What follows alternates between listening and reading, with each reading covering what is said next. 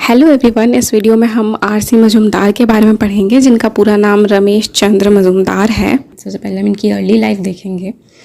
तो इनका जन्म हुआ था 4 दिसंबर 1888 में, और इनका जन्म बांग्लादेश में हुआ था। आज की डेट में जो बांग्लादेश कंट्री है, वहाँ पे फरीदपुर सिटी है, वहाँ पर एक विलेज है विच इज़ खंडार पाड़ा। उस विलेज में इनका जन्म हुआ था। इनके फादर का नाम हलदार मजूमदार और इनकी मदर का नाम बिदुमुखी मजूमदार था।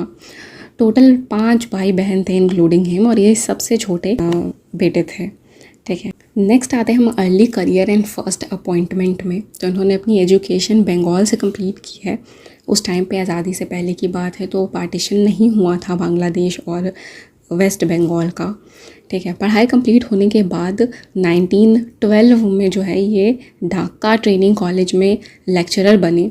ठीक है, ढाका लिखा है, आज की डेट में ये ढाका है जो कि बांग्लादेश का कैपिटल है। तो उस कॉलेज में ये लेक्चरर बने। इसके बाद इन्होंने प्रोविंशियल सिविल सर्विस कैडर में भी सर्व किया है टिल 1914 तक। उसके बाद इनकी एंट्री जो है ये थोड़ी हायर एकेडमिक फील्ड में होती है। वहाँ पे इनको आशुतोष मुखर्जी मिलते हैं, जो कि काफ़ी इन्फ्लुएंशियल एजुकेशन रिफॉर्मर थे। ठीक है, और साथ में कलकत्ता यूनिवर्सिटी के वाइस चांसलर भी थे। तो उनकी एडवाइस पे ही इन्होंने कलकत्ता यूनिवर्सिटी 1914 में ज्वाइन की, और वहाँ पे जो है ये लेक्चरर बने एंशिएंट इंडियन हिस्ट्री और कल्चर के। जब ये लेक्चरर थे उस दौरान ही इन्होंने एक बुक लिखी, मतलब थीसिस लिखी, एक corporate life in ancient India.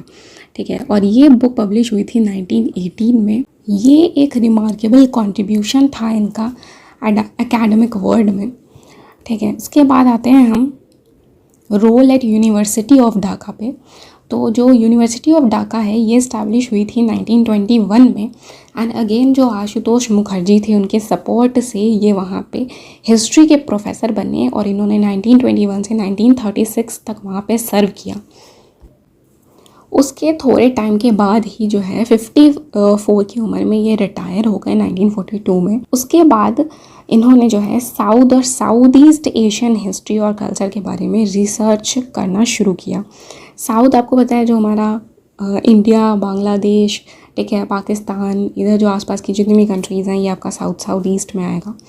तो इनके कल्चर के बारे में, हिस्ट्री के बारे में इन्होंने रिसर्च करना शुरू किया।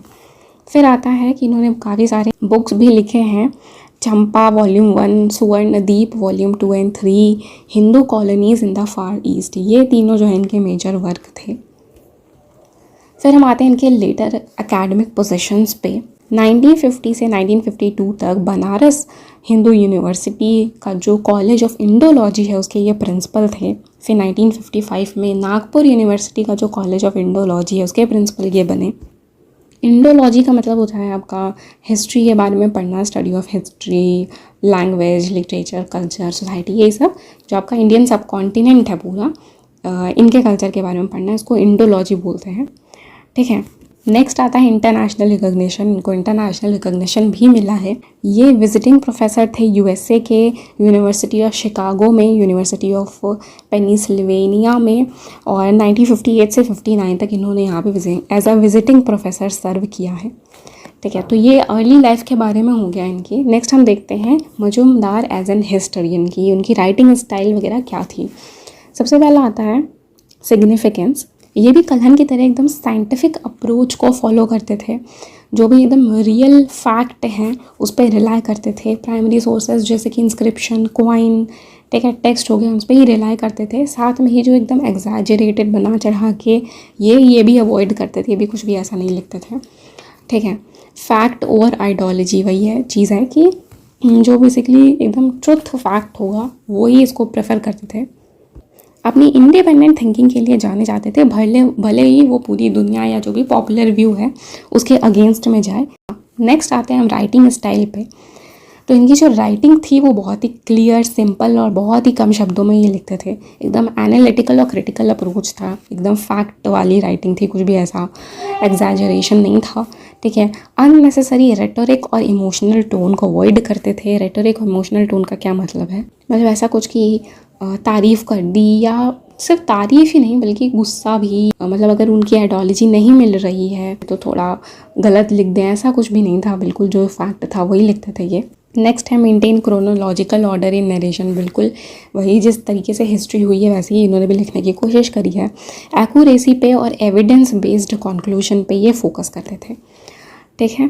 तो इनके बारे में काफ़ी कम था, ये उतना इंपॉर्टेंट नहीं है, कल्याण सबसे ज़्यादा इंपॉर्टेंट है। सो यार that is it for today, thank you so much for watching.